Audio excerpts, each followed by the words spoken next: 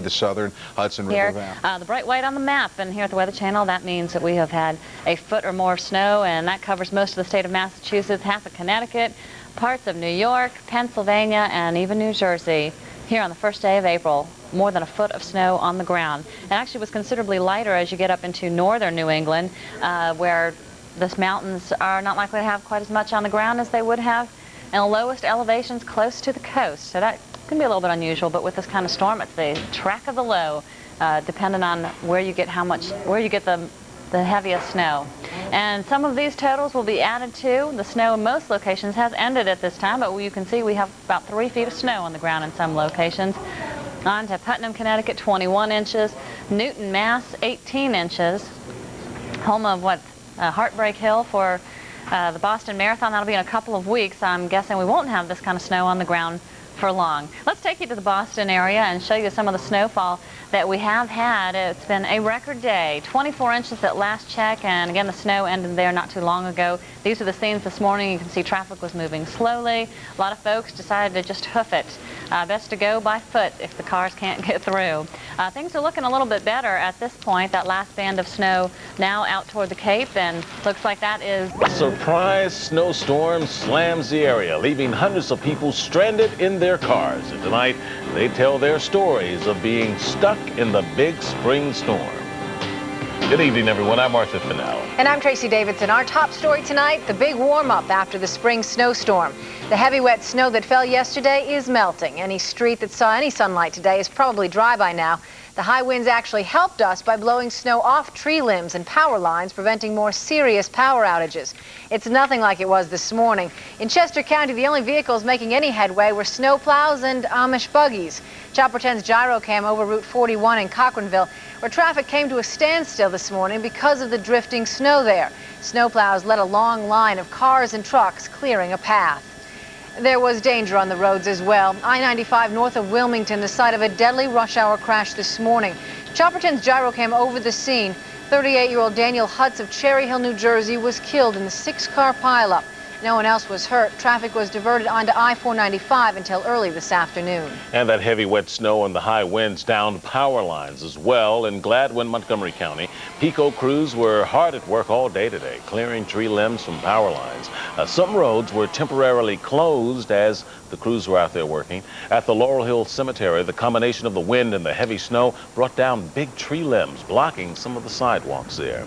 And at the height of this storm, close to 50,000 homes in New Jersey, Pennsylvania, and Delaware were without power. But right now, PICO says fewer than 1,000 customers are still without power. New Jersey and Delaware utilities say all is back to normal there. The worst of it was in Chester County. Hundreds of motorists were stranded at the height of the storm last night. From Chopper 10's gyrocam, you can see cars scattered all over the highway in Cochranville. Stranded motorists spent last night in a local firehouse after the storm grew so intense the roads were impassable. News 10's Tim Lake has been in. Early this morning in rural Chester County, people knew they were in trouble. Routes 30 and 10 were impassable. Cars were abandoned and people found shelter in convenience stores. By daybreak, the plows tried to do their work, but there were too many cars and trucks all tangled together and nowhere to go. A shelter in Cochranville was full. Sleeping children, locals, and out-of-staters, all stuck by an April Fool's Day storm. The 7-member Lesh family of Downingtown was returning home from Easter in North Carolina. The drifts and the whiteout was unbelievable. It was really pretty scary. I heard there was going to be a nor'easter, but didn't think this would happen. They had been stuck on Route 10 near Route 41, where this morning there was a miles-long line of cars and trucks. Some 30 people even spent the night stuck in their tour bus, seen here from Chopper 10. Large butterfly-wing plows were the only way to clear the roads that were blocked with 5 to 10 feet of drifting snow. Imagine all night inside those cars and trucks, lonely and scary. And many more were even alone this morning, left to dig themselves out. Sticks out there like a thumb, a sore thumb to some people. You can see on the left-hand side of your screen that area of 10 to 16 inches stretching down into western Chester County and eastern Lancaster County. There's actually one report of 18 inches of snow. Now, we did expect that amount in the Poconos, and they sure got it, 16 to 24 inches up there, but a large swath of 10 to 16 inches from western Chester County in through central Montgomery County and western Bucks County. That's a lot of snow. 6 to 10 inches, Princeton, Trenton, down through much of Burlington County, 3 to 6 inches in much of the Philadelphia area, and points south in the suburbs of Philadelphia, northern and western suburbs, more than 6 inches of snow. Officially at the airport, 3.9 inches. It still makes it the biggest snowstorm of the season, even though the airport didn't get all that. It's 17 degrees. Right now we have 10 inches of snow. This is terrible, but I like snow. It just shows us who's in control and who the real weatherman is. People shoveling sidewalks in front of their homes and those clearing a path at this apartment complex had their work cut out for them. I normally watch you guys in the morning, but I'm a little busy this morning. I consider us rather fortunate, you know, with the winter we had so far this year. Can't really complain. The same scenario played out in Doylestown with automatic snow blowers and manual snow removers operating in full tilt. One perhaps over-anxious or under-experienced woman used a rather unorthodox method of clearing her car, despite advice to the contrary. I do it before breakfast. As the morning progressed, postcard perfect scenes in Montgomeryville seemed a sunny punchline to nature's April Fool's joke. This jogger took it all in stride. Beautiful out here. Beautiful and time to put perfectly good snow to great use, because before you know it, spring will melt all but a few reminders of this April Fool's storm away. Denise James, Channel correspondent Lisa Quintana reports. Strong winds are all that's left of last night's spring storm. In past years, coastal storms would sweep chunks of Ocean City's beaches out to sea, but that wasn't the case this time around. Winds out of the west keep the waves back and reduce the damage. Compared to other parts of the state, the shoreline got off easy. Overnight, only about an inch of snow fell. By daybreak, much of it melted away. However, strong winds ranging anywhere from 20 to 50 miles per hour stayed behind, much to the joy of these surfers. And a lot of people complain about weather like this. How do you feel about it? As long as it brings waves, then, you know, it doesn't bother me. Some enjoy the beach after the storm, but strong winds and a rough surf do take their toll. Despite a mild winter, the south end of Sea Isle's beaches is slowly disappearing. We shouldn't be lulled because the nature has it that there's beach erosion each year, and we should keep up on this. Sea Isle's mayor is grateful that the season's strongest storm hit at the very end. The South End beach can't afford to lose another inch. He hopes to get the state's support and start a $4 million replenishment project this spring. Lisa Quintana, Channel 6. Thanks, Mother Nature. Looks like we're all the April Fools.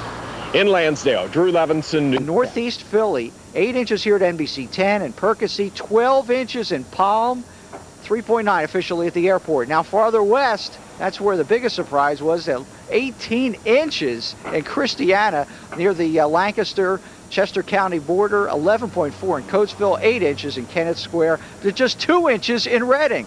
Now in map form, it looks like this, that little sore thumb, as I call it, of 10 to 16 inches stretching for parts of Chester County, in Montgomery, Bucks, 16 to 24 in the Poconos. And as you can see, if the storm went 50 miles to the north, we would have been under the 1 to 3 instead of the 10 to 16. I'm in November or December or who knows, Lisa. That's right, Mark. Correspondent Nora Mushanek has the story. This was the scene in Springfield Township along Route 68 today. Burlington County road crews had to bring in heavy equipment to move trees that couldn't stand up to the storm's furious winds. Right now, just moving the trees out of the way so people can get through. It's blocking the roads. The weight of the snow combined with the force of the wind snapped trees all over the area in half. The one right in front of me here is at least 50 or 60 feet tall, and there are dozens like it. They snapped in half like matchsticks. It was terrible, you know, it was like a very windy and a lot of rain and, you know, with the snow and sleet. That's what it was like at the height of the storm. Today, it was time to clean off the cars and wonder if this wasn't just Mother Nature's idea of an April Fool's joke. Because it's spring and it wasn't snowing like this in the wintertime. We was like, oh my goodness. Kind of weird, huh? Yes. It was shocking. Real shocking. You know today's April Fool's Day? Yeah, it is, and this was not an April Fool's today. The snow didn't stop these kids in Brown's Mills from shooting baskets, but they didn't seem too pleased with the snow. So says Mike Schmidt, the basketball player. And it's all slippery, yucky, and it's like slush. Sandy Sofer's daffodils were just blooming as the storm struck. They were buried in snow, but she's confident they can be saved. The weight of the snow just laid them down flat, but hopefully they'll raise back up. As long as the stems aren't broken, they'll be fine. Though the winds continue to blow, the big melt is well underway. The storm has left many shaking their heads because of all the colors you expect to see in spring. White snow is definitely not among them. I'm Nora Mushanek, Channel 6 Action News in Burlington County, New Jersey. And Del Mar helped cut power lines all across Connecticut. The Catskills in New York were hit with a couple of feet of snow overnight, and sub-freezing temperatures have kept that snow from melting. But there is good news for that area. Temperatures throughout the Northeast are climbing into the 50s, and by the end of the week, they should have the basic improvement that we have. Perhaps not quite as nice as here, but pretty nice, and coming up at 6 o'clock.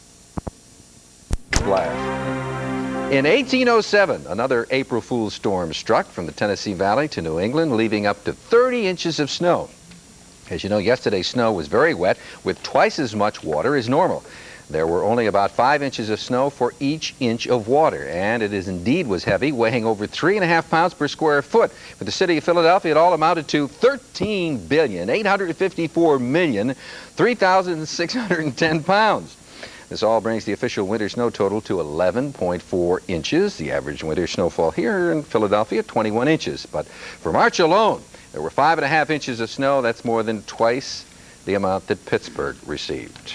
Massachusetts, they're digging out after 1.5 feet of snow. Fortunately, temperatures did get well above freezing today, up into the 40s, but the snow kept many people home, and kids got the day off from school. That's always pleasant, but nothing else was pleasant about this storm because hundreds of thousands of people tonight are without power, and it could be the end of the week before all the repairs are made up here. Just look at those tremendous snowfalls.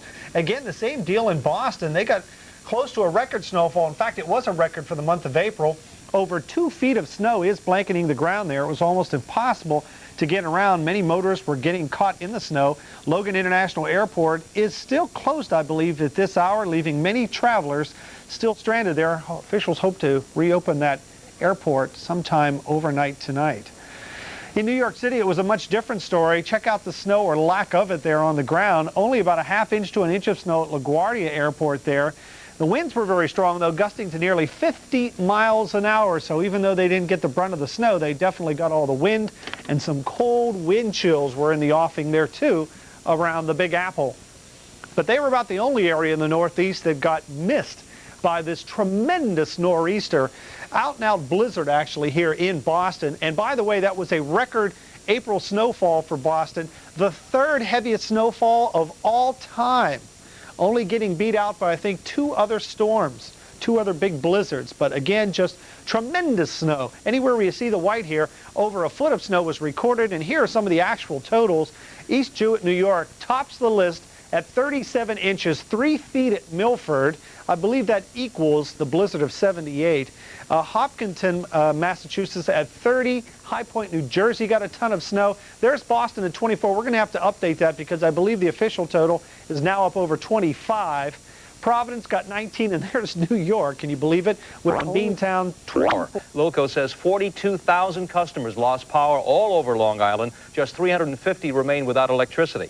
Orange and Rockland had 100,000 outages.